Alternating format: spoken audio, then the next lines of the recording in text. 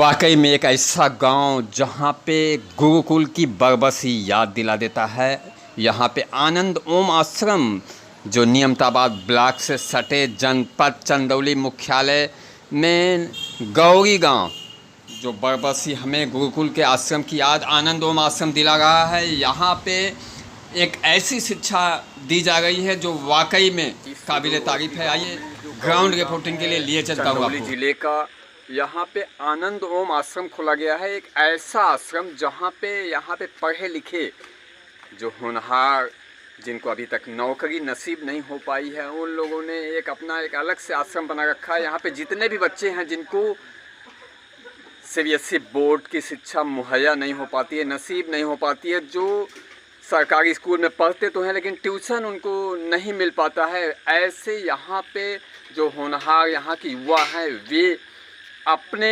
ऊर्जा से उनको 1-2 घंटे का समय ट्यूशन के रूप में देते हैं। ऐसी जगह पे हमारी पूरी खबरी की टीम यहाँ पे मौजूद है, जिसमें जिला प्रभारी अनिल द्विवेदी के साथ ही रामजस चौबे जी हैं। मैं केसी श्रीवास्तव, खबरी एडिटर। मैं यहाँ पे सबसे पहले जानना चाहूँगा कि यहाँ पे जो आनंद ओम आश्रम है, यह खोलने का विचार आप लोगों को आया कैसे? सबसे पहले आप अपना नाम और परिचय बताइए। मेरा नाम वीर प्रकाश तिवारी है और ये विचार सबसे पहले मेरे दिमाग में ही आया था। मैंने काफ़ी दिनों तक तैयारी की, प्रतियोगी परीक्षाओं की, और फाइनल जब सिलेक्शन नहीं हुआ तो मैंने अपनी कमियों को एनालिसिस किया और पाया कि तैयारी के दौरान जब तक हम पढ़ रहे थे एकेडमिक क्षेत्र में, तब तक हमें इन चीज़ों से परिचित ही नहीं कराया गया था प्रतियोगी परीक्षाओं से, जिसकी वजह से पढ़ाई का शुरुआती पढ़ाई का क्या महत्व है हम उस पर कभी ध्यान ही नहीं दे पाए और पढ़ाई के दौर को निरंतर समय के साथ बर्बाद करते चले गए। और अभी आपकी शिक्षा दीक्षा क्या है? मेरी शिक्षा दीक्षा मैंने 2009 में एमए किया है, उसके बाद बीएड किया हुआ है और एलएलबी पूरा हुआ है मेरा जाकर। एक चीज़ बताइए, यहाँ पे जो आप शिक्षा देते हैं केवल प्रतियोगी परीक्षाओं के लिए देते हैं या बच्चों को किसी भी एकेडमिक पढ़ाई के लिए भी? एकेडमिक मेरा मेन उद्देश्य होता है। एकेडमिक पढ़ाते हैं। तो यह आपने आनंद ओम आश्रम कब से खोल रखा है? ये मैं 2018 से खोला था। यह खुद की आपकी ज़मीन है या गांव सभा की है? नहीं, ये हमारी ही ज़मीन है। आपने अपने ही ज़मीन में आनंद ओम आश्रम खोल रखा है। आपको यह नसीहत मिली, यह सीख मिली कि वाकई में एक ऐसे मुकाम पे पहुंच के अगर उसका सिलेक्शन नहीं होता है तो उसके ऊपर क्या बीतती है, तो इसको ध्यान में रखते हुए यह आपने शुरू किया। इस गांव में पहल एक नई शुरू की है। अभी तक आपने कितने बच्चों को शिक्षा दी है? अभी तक 175 बच्चों को शिक्षा मैंने दी है, जिसमें जो बड़े बच्चे हैं वो हमारे इस कार्य में हमारे सहयोगी भी हैं। वो अपनी तैयारी भी करते हैं और इन बच्चों को पढ़ाने में मेरी मदद भी करते हैं। किसी बच्चे का कहीं सिलेक्शन भी हुआ है क्या? अभी तक सिलेक्शन नहीं हुआ है। एक बच्ची है जो पीएचडी बीएचयू से कर रही है जेआरएफ के साथ फिलोसफी में। ये तो बड़ी अच्छी बात है, जेआरएफ निकाला है यहाँ के ट्रेनिंग लेके बच्चों ने, और यह मेडलिस्ट है बीएचयू में 5। क्या बात है, गोल्ड मेडलिस्ट। क्या नाम है उस बिटिया का? राजलक्ष्मी तिवारी। यह बहुत ही अच्छी बात है कि यहाँ से शिक्षा लेकर गोल्ड मेडल भी, वो भी काशी हिंदू विश्वविद्यालय से प्राप्त किया है। यह काबिले तारीफ है। एक चीज़ मैं आपसे और जानना चाहूँगा, यह जो आपने सुदूरवर्ती क्षेत्र में एक सुनसान जगह पे किस समय से किस समय तक बच्चों को शिक्षा देते हैं? यहाँ शाम को 4:30 बजे, जब सरकारी विद्यालय का समय समाप्त हो जाता है 4 बजे के आसपास, तो 4:30 बजे से 7 बजे तक, 6:30-7 बजे तक शिक्षा मिलता है।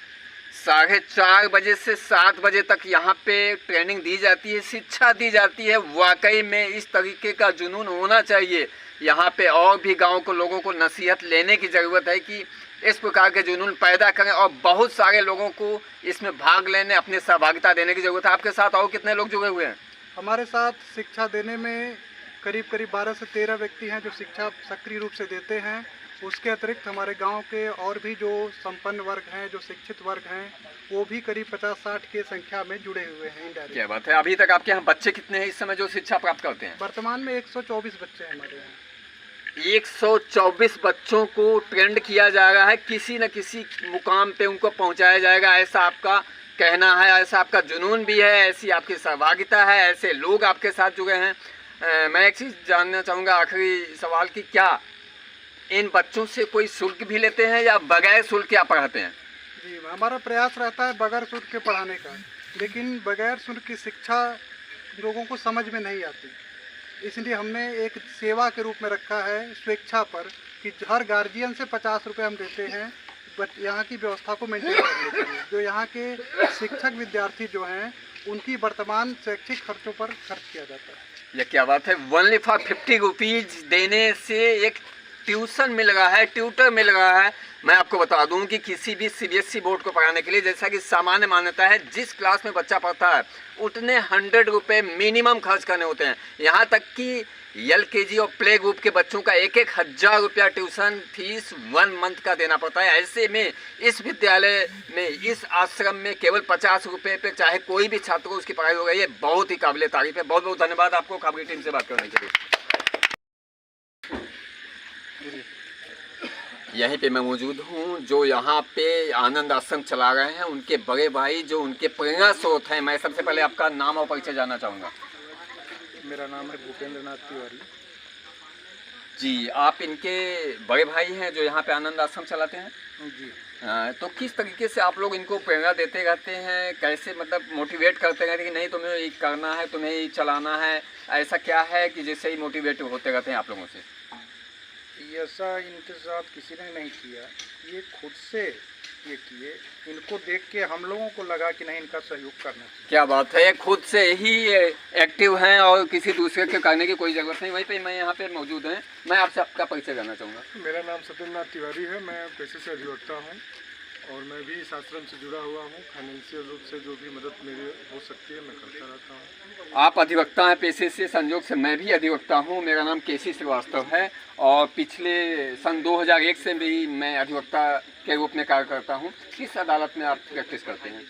Chandauli civil court. चलिए, सिविल कोर्ट में प्रैक्टिस करते हैं। आप आर्थिक रूप से मदद करते हैं, जो भी हो सकता है बन पड़ता है वो मदद करते हैं। बहुत बहुत धन्यवाद आपको इस मदद के लिए। यहाँ पे एक हमारे पत्रकार भाई भी यहाँ मौजूद हैं। आप कब से जुड़े हुए हैं इस संस्था से?